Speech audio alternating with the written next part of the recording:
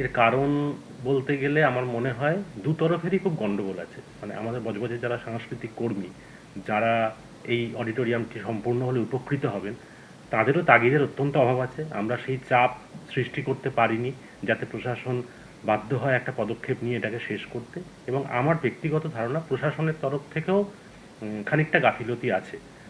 মানে আমি একজন ইঞ্জিনিয়ার হিসেবে বলছি, আমি জানি কোনো একটা বাড়ি যদি অযত্নে পড়ে থাকে, তার ফাটল ধরে, তার বিভিন্ন জিনিস ক্ষতি হতে থাকে ব্যবহার না করলে। এবং সেইটাই ঘটছে এখন।